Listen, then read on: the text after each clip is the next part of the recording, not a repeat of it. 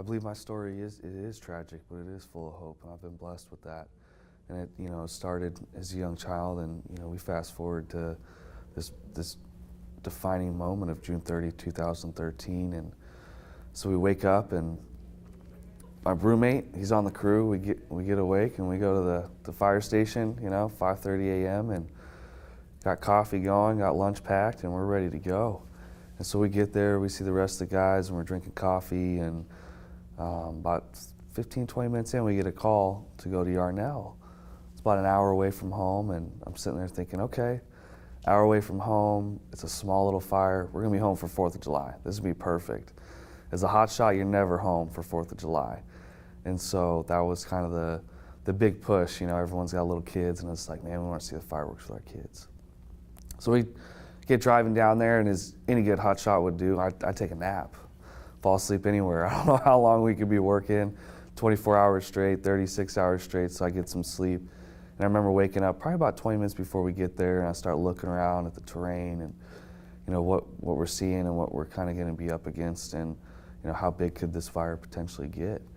And so we get to the town, and so my superintendent, Eric Marsh, he gets a briefing, and he goes, hey, I got something for us. We're going to go ahead and get a heel on this fire, and that just means at the starting point, we're going to start building an anchor, and we're going to build a safe spot to start from. We got to have somewhere to go from, and so that was our task. And so we grabbed our packs, grabbed some extra water, grabbed everything we needed, and we started hiking, like any other day.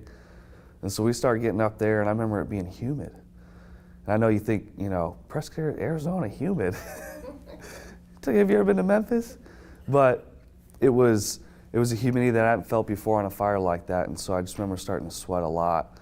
And so I was drinking water, and we stopped about halfway, which is kind of unusual. Usually we don't stop. It was a hot, humid day for sure. And took a water break and kept going, and we get to the top, and my captain and my superintendent, Eric Marsh, Jesse Steed, they're looking over, and they go, hey, we need a lookout. They go, hey, Donut. That's me. My nickname's Donut. They go, you want to be a lookout today? I say, yes, sir, I'd love to. And it was a task that I was honored to be a part of, have responsibilities and roles, and the leadership role. At the time, I was 21 years old, and I was just, trying to make a life for myself and my daughter and be that dad that I never had. And so I felt a sense of pride when they asked me. I said they trust me. And so we talked about what they needed, what they wanted me to do, what they wanted me to watch for in the fire. So I said, all right, I'll see you guys later, love you. And so I start walking down, and I get picked up by somebody, and he gives me a ride to my lookout position. And I'm watching this fire, and as the day goes on, I'm watching it kind of pick up like any other fire. And I'm talking with my superintendent, and he goes, no, thank you, I appreciate it. From the hill they were out, they could see a lot of what I could see. The main thing they wanted me to see was to look into a canyon that they couldn't see over. And so I'm just hanging out, taking weather. I got a weather kit that allows me to find out temperature, the relative humidity, and what we call probability of ignition. What's the likelihood of how fast it's going to burn? And so it starts getting hotter and hotter throughout the day, and hit about lunchtime, and we're seeing 80 plus, and the fire's starting to kick up a little bit, but it's moving away from us. It's going north, so we're pretty safe. We're pretty good at this point. And I eat lunch. It's an MRE, meal's ready to eat for the military, and so I think I had like beef macaroni or something. Couldn't fix it with enough Tabasco, but got it down and kept going. And I heard over the radio this weather event coming in. It said, it's bringing gusts of 50 to 60 miles an hour, and it's going to turn the fire around. And I'm sitting there thinking, wow, that could be pretty impressive if that happens. I haven't seen that happen too often. So I call up my captain, my soup, and I say, hey, sir, did you copy that weather? I did, but what did you hear? And so I told him I hear. He goes, okay, we got a time frame. They gave us a time frame about 2 hours for this weather event. And so I'm sitting there spinning my weather, and I'm watching this storm come in, and I can see it off in the distance. And I remember talking to my cap, hey Cap, you see that storm coming? He said, yeah, I see it coming. Keep your eyes on it. Let me know what's going on. And about an hour later, another weather event comes in and it says, hey, we got about an hour before this weather storm comes in. And my crew's working, they're on the fire's edge, they're going direct, they're working with helicopters, and at this point the fires moved so far north, there was another town over that was threatened. And so they had started pulling off because they couldn't save certain homes. And that's starting to go, getting a little chaotic. And then this weather, it's getting closer and closer. And so it's my time, what time was it? It was late afternoon, talking to my captain, I said, hey, I think it's a good idea for me to get out of here because the fire started doing what it was supposed to do. It started going from north to northeast. It was just kind of making its turn, making its push, but the winds, we hadn't seen it yet. It wasn't 50, 60. It just wasn't coming like they had said at that time.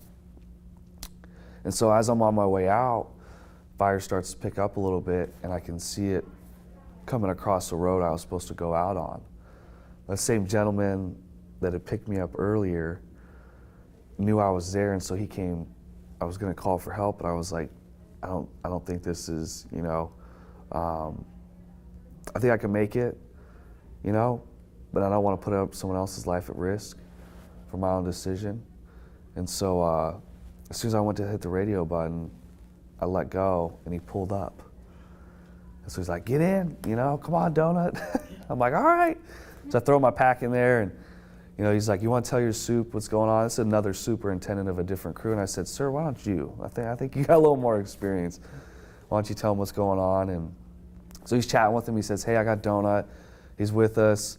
We're going to move your vehicles out of where they're at. We're going to bring him in town, and we'll see y'all in town. We'll see you sometime today. And so that was the last time I had talked to my superintendent.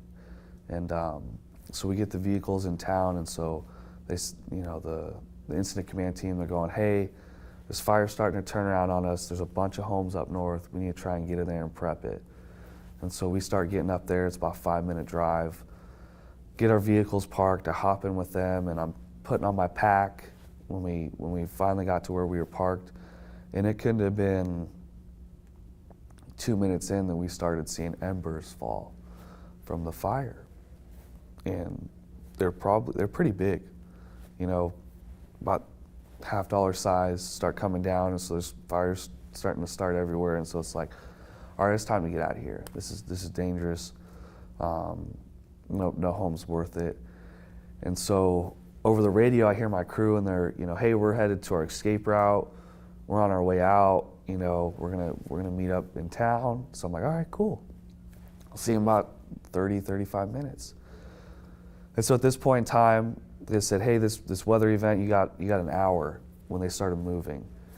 And what had happened in an hour happened in about 10, 15 minutes.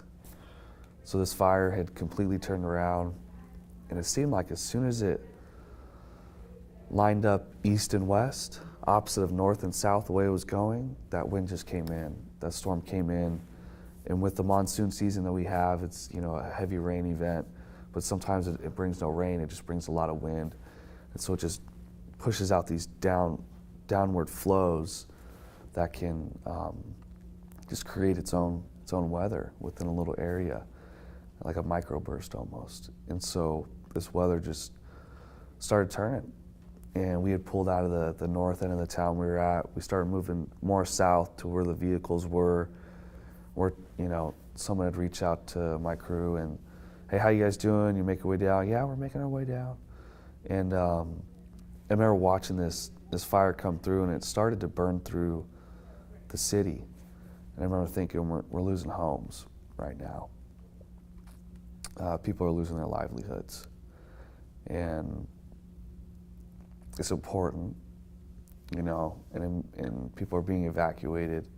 You kind of feel this sense of like, did I do enough? Was my efforts enough for what's going on? Then I got at 21, I'm figuring out how to check myself of like, this is a natural disaster. We find success when we find it, and when we can't, we just, what can we change?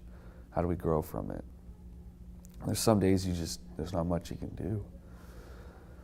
So my crew's making their way down, and this fire really just starts picking up, and then usually smoke rises, and this wind was so intense that it just laid over just created like a 200-foot layer of smoke that just kind of laid over the entire town. And my superintendent called over the radio and he goes, you know, this is Eric Marsh breaking in on the radio. We're getting ready to deploy our fire shelters. I remember when it hit me, I go, man, that's not a good place to be in right now. But they trained for this. You know, these guys have been in the fire service for 10, 15, years, 20 years. And I had a lot of trust in them. I'd worked with them for 2.5 years, and I've never been put in a position that I felt compromised or unsafe. And so I was like, all right, they're going to get out of this. This happens, and this is a part of firefighting. This is an aspect that does happen. And so we start getting ready for medical, and a lot of people are starting to get pulled out of the city. We've evacuated what we can evacuate, and that was it. That was the last time I heard from my soup over the radio. And the fire had passed, and we were ready to get in there, but homes were still burning. Power lines were crossing the road, and there's not much we could do to reach them, and so they put a helicopter up with a paramedic in there, and they find him, and you hear him. He says, I touched down on the ground, and you can hear the helicopter in the background, and about 2 minutes later, he's like, we got 19 confirmed. I'm like, yeah, I told you there was 19 guys. What do you mean? And in that split second, I knew, like, they'd all died. Like 19 men had just passed away. The amount of shock I felt is unexplainable. That loss. That deep love that you form with men, I call man love, Man love, yeah, man love. Love that only men can have for one another human being. And it didn't matter where he came from, what your past was like. I was a heroin addict. I was a felon. And these people took me in. And they were gone in the blink of an eye.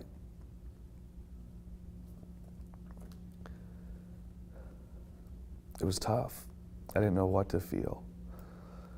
And so there's still, this city's still burning. There's still a fire that's threatening.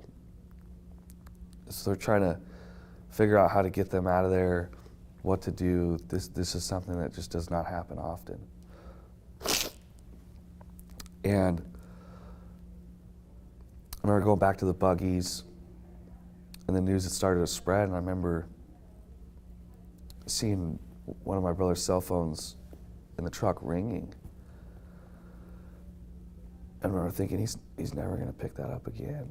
His wife's never going to hear his voice again. And the rest was kind of a blur. For about a year, I just did what I was asked to do and went to funerals, went to memorials, fundraisers. I didn't get help. I'm a tough fireman. What do I need help for? Talk to somebody? I just go to the gym. That's fine. It started taking a serious toll on me. On my body, my mind, my family.